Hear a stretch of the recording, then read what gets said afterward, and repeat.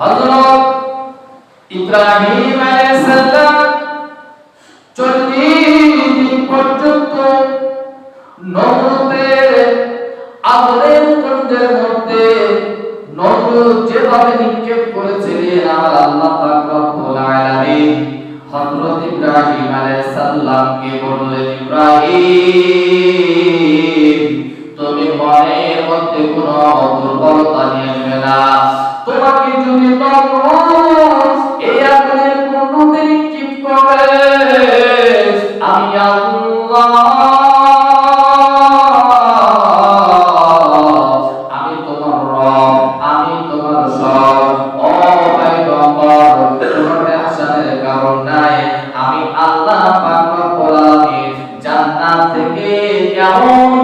পাথর তোমার জন্য নিয়োগ করব,